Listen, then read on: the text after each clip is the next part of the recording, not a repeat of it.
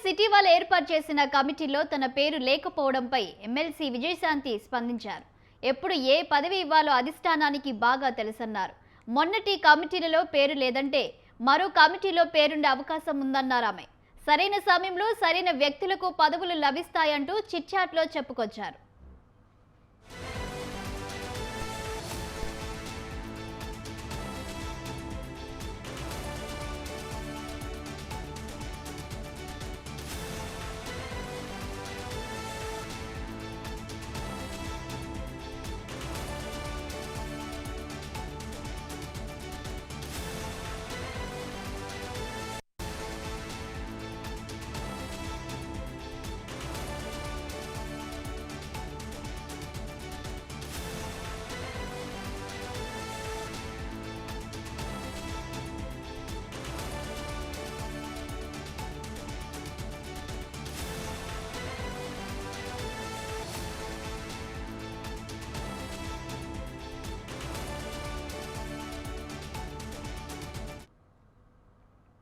కాంగ్రెస్ ఇటీవల ఏర్పాటు చేసిన కమిటీలో తన పేరు లేకపోవడంపై ఎమ్మెల్సీ విజయశాంతి స్పందించారు. ఎప్పుడు ఏ పదవి ఇవ్వాలో అధిష్టానానికి బాగా తెలుసన్నారు. మొన్నటి కమిటీలలో పేరు లేదంటే మరో కమిటీలో పేరుండే అవకాశం ఉందన్నారు ఆమె. సరైన సమయంలో సరైన వ్యక్తులకు పదవులు లభిస్తాయంటూ చిట్చాట్లో చెప్పుకొచ్చారు. ఇదే అంశంపై మరింత సమాచారం మా కరెస్పాండెంట్ ఉషా లైవ్ లో అందిస్తారు. ఉషా, చెప్పండి, ఇక ఎమ్మెల్సీ విజయశాంతి చేసిన కామెంట్స్ ను కాంగ్రెస్ పార్టీ ఎలా చూస్తుంది?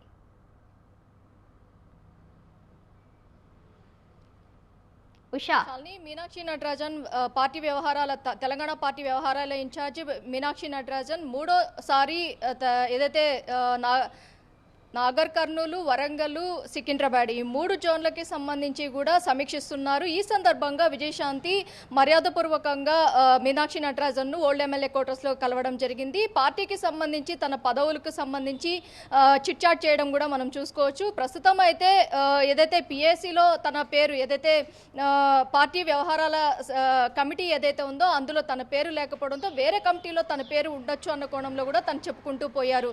ప్రస్తుతం మీనాక్షి నటరాజన్ను ఎమ్మెల్సీలు, కార్పొరేటర్లు అలాగే ఎంపీలు సంప్రదింపులు అయితే జరిగాయి. ప్రస్తుతం అక్కడ ఉన్నటువంటి వరంగల్ నియోజకవర్గానికి సంబంధించి చూసుకున్నట్టయితే కొండా సురేఖతో చాలా వర్గ విభేదాలు ఉన్నటువంటి నాయకులు చాలా మంది ఉన్నారు. ఈ అంశానికి సంబంధించి కొండా సురేఖకి అక్కడ ఉన్నటువంటి పరిస్థితులు మొత్తాన్ని కూడా ఆమె దగ్గర నుంచి ఫీడ్బ్యాక్ మొత్తం కూడా తీసుకున్నట్టుగా అయితే తెలుస్తుంది. మరోవైపు జూపల్లి కూడా మర్యాదపూర్వకంగా కలిసినట్టుగా అయితే తెలుస్తోంది. అలాగే ఏదైతే గ్రేటర్ ఎన్నికలు కూడా రాబోతున్నాయి కాబట్టి సికింద్రాబాద్కి సంబంధించి కూడా పూర్తి స్థాయిలో కసరత్తులు, అక్కడ పార్టీ గతంలో ఓడిపోయిన సందర్భాలు వాటన్నిటినీ కూడా బేరీజు వేసుకునే అక్కడ ఉన్నటువంటి కార్యకర్తలు ఎలాంటి ప్రణాళికలను రూపొందించుకోవాలి అన్న కోణంలో కూడా వాటన్నిటినీ కూడా వారి దగ్గర నుంచి సేకరించినట్టుగా అయితే తెలుస్తుంది. ప్రస్తుతం ఏదైతే రాష్ట్ర వ్యాప్తంగా ఉన్నటువంటి ఏదైతే స్థానిక సంస్థల ఎన్నికలకి సంబంధించి కసరత్తులు జరుగుతున్నాయి కాబట్టి కాసేపటి క్రితమే మంత్రి సీతక్క కూడా మీనాక్షి నటరాజన్ వచ్చి కలిసి వెళ్ళడం కూడా మనం చూసుకోవచ్చు. మొత్తం మీద చూసుకున్నట్టయితే మీనాక్షి నటరాజన్ ఇచ్చేటటువంటి ఏఐసిసికి ఇచ్చేటటువంటి నివేదిక చాలా కీలకంగా ఉంది కాబట్టి పార్టీలో అంతర్గత విభేదాలు ఎవరెవరికి ఉన్నాయి, అలాగే ఏ మంత్రితో ఏ శాఖల మంత్రులతో వీరికి ఏదైతే పొరపచ్చాలు ఉన్నట్లయితే వాటిని ఎలా సరిదిద్దుకోవాలి అన్న కోణంలో పూర్తి స్థాయిలో వారి దగ్గర నుంచి వారి ఇచ్చేటటువంటి స్టేట్మెంట్ మొత్తాన్ని కూడా ఆమె తీసుకుంటున్నట్టుగా అయితే తెలుస్తుంది. ప్రస్తుతం ఏఐసిసికి మీనాక్షి నటరాజన్ ఈ 3 దశలుగా చేసినటువంటి సమీక్షలు ఏవైతే ఉన్నాయో ఇవన్నీ కూడా చాలా కీలకంగా ఉన్నాయి. క్యాబినెట్ విస్తరణకి కావచ్చు, అలాగే ఏఐసిసి ఏదైతే వర్కింగ్ పిసిసి అధ్యక్షుడి పదవికి సంబంధించి కావచ్చు, పిఎస్సికి సంబంధించి కావచ్చు, వీటన్నిటికీ సంబంధించి కూడా ఇవి చాలా కీలకంగా ఉన్నాయి కాబట్టి ప్రతి ఒక్కరు కూడా ఆశావాహులు కావచ్చు, అలాగే తమను చిన్న చూపు చూస్తున్నారు అన్న కోణంలో కొంతమంది వచ్చి మీనాక్షి నటరాజన్తో చెప్పుకునేటటువంటి సందర్భాలు కావచ్చు. సరస్వతి పురస్కారాల నేపథ్యంలో వంశీకి జరిగినటువంటి అవమానాన్ని మీనాక్షి నటరాజన్తోనే స్వయంగా వచ్చి తన సామాజిక వర్గంతో చెప్పుకున్నటువంటి సందర్భాలు కావచ్చు. ప్రతి ఒక్కటి అక్కడక్కడ ఉన్నటువంటి అంతర్గత విభేదాలు ఏవైతే ఉన్నాయో వాటన్నిటినీ కూడా చాలా వరకు అక్కడే సర్దు మణిగించుకోవాలి, దీన్ని బయటికి ఎక్స్ప్రెస్ చేయకూడదు అన్న కోణంలో కూడా మీనాక్షి నటరాజన్ వాళ్ళకి చెప్పినట్టుగా అయితే తెలుస్తుంది. పార్టీకి సంబంధించి ఏదైనా అంతర్గత విభేదాలు ఉన్నప్పటికీ అది ఫస్ట్ పిసిసి అధ్యక్షులకి చెప్పుకోవాలి, ఆ తర్వాత అక్కడ ఉన్నటువంటి మంత్రికి చెప్పుకోవాలి, లేని పక్షంలో ముఖ్యమంత్రికి, లేని పక్షంలో నా వద్దకు వచ్చి చెప్పుకోవాలి అన్న కోణంలో కూడా ఆమె ఈ స్ట్రాటజీని కూడా చెప్పిన సందర్భాన్ని కూడా మనం చూసుకోవచ్చు. ఓవరాల్గా మీనాక్షి నటరాజన్ని వరుసగా అందరూ ఆశావాహులు, నిరాశ పరులు ఎవరెవరైతే ఉన్నారో వారందరూ కూడా ఏదైతే ఈసారైనా స్థానిక సంస్థల ఎన్నికల్లో తమకి ఖచ్చితంగా పార్టీని నమ్ముకుని ఉన్నాము, ఖచ్చితంగా తమకు కేటాయించాలన్న కోణంలో వారి అభిప్రాయాన్ని చెప్పేటటువంటి వ్యక్తులు కావచ్చు, వారికి ఉన్నటువంటి కొలమానాలను కూడా ఆమె బేరీజు వేసుకుంటున్నారు. ఏదైతే గతంలో వారు చేసినటువంటి కార్యక్రమాలు కావచ్చు, ఏఐసిసికి పార్టీ ఏదైతే కాంగ్రెస్ పార్టీ తెలంగాణలో రావడానికి వారు చేసినటువంటి కృషి కావచ్చు, వాటన్నిటినీ కూడా వాళ్ళు మీనాక్షి నటరాజన్ పరిగణలోకి తీసుకుంటున్నారు.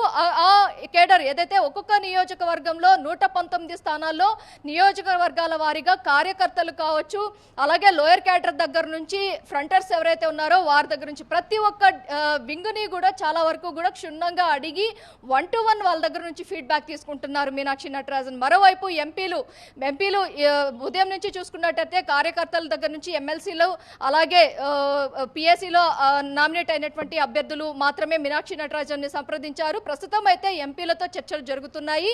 ఈ 3 నియోజకవర్గాలకి సంబంధించి ఏదైతే ఈ జిల్లాలు ఏదైతే వరంగల్, నాగర్ కర్నూలు, సికింద్రాబాద్ ఈ మూడిటికి సంబంధించి కూడా అక్కడ ఉన్నటువంటి స్థానిక సంస్థల్లో ఎలా కాంగ్రెస్ పార్టీ ముందుకు వెళ్ళాలి, తమ పార్టీకి సంబంధించినటువంటి ఏదైతే పథకాలు ఏవైతే ఉన్నాయో వాటన్నిటిని కూడా ప్రజల్లోకి రీచ్ అయ్యాయా లేదా, ప్రజల్లోకి రీచ్ అయ్యేలాగా ఎలాంటి ప్రణాళిక రూపొందించాలి, స్థానిక సంస్థల్లో పోటీ చేసే ప్రతి ఒక్క ప్రదేశంలో కూడా ఎలా కాంగ్రెస్ పార్టీని గెలుపొందించుకోవాలి అన్న కోణంలో వారితో కూడా సంప్రదింపులు జరుగుతున్నట్టుగా అయితే తెలుస్తుంది. ప్రస్తుతం ఈ సమీక్షలన్నీ కూడా ఉదయం 10 నుంచి స్టార్ట్ అయినటువంటి ఈ సమీక్షలు నటరాజన్తో మంత్రులు, కార్యకర్తలు అలాగే ఎమ్మెల్సీలతో ప్రారంభమైనటువంటి ఈ సమీక్షలన్నీ కూడా సాయంత్రం 8 గంటల వరకు కూడా ముగించే అవకాశం ఉన్నట్టుగా అయితే తెలుస్తుంది. మరోవైపు రేపు జరగబోయేటటువంటి రాష్ట్ర అవతరణ దినోత్సవానికి సంబంధించి CM Revanth Reddy command control సెంటర్లో సమీక్షిస్తున్నారు. మొత్తం పథకాలకి సంబంధించి అలాగే ప్రజల్లో తీసుకుని 19 జిల్లాలలో పర్యటించినటువంటి మంత్రులు ఇచ్చేటటువంటి ఫీడ్బ్యాక్ మొత్తాన్ని కూడా అక్కడ మొత్తం కూడా విశ్లేషించనున్నారు. మొత్తం నియోజకవర్గాల వారీగా, జిల్లాల వారీగా పర్యటించినటువంటి మంత్రులు ఇచ్చేటటువంటి ఫీడ్బ్యాక్ ని బేస్ చేసుకొని రేపు జరగబోయేటటువంటి పరేడ్ గ్రౌండ్ వేదికగా జరగబోయేటటువంటి రాష్ట్ర అవతరణ దినోత్సవాన్ని ఎలా ప్రెజెంట్ చేయాలి, అలాగే కొత్త నూతన సర్కారు ఏర్పడిన తర్వాత ఏదైతే గత హయాంలో బీఆర్ఎస్ హయాంలో జరిగినటువంటి అవతరణ దినోత్సవానికి మన ఏదైతే కాంగ్రెస్ పార్టీ హయాంలో వచ్చిన తర్వాత జరగబోయేటటువంటి అవతరణ దినోత్సవానికి ఒక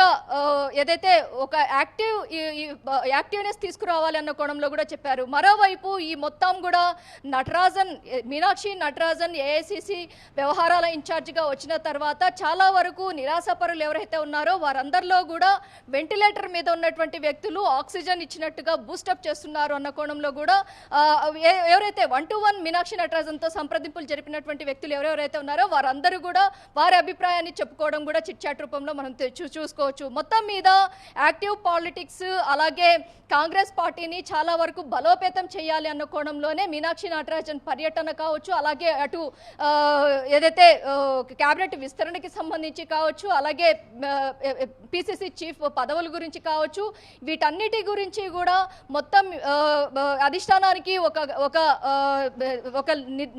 ఒక నివేదిక ఇవ్వాలి అంటే ఈ ఫీడ్బ్యాక్ మొత్తం కూడా చాలా వరకు చాలా ఇంపార్టెన్స్ని చేరుకునింది.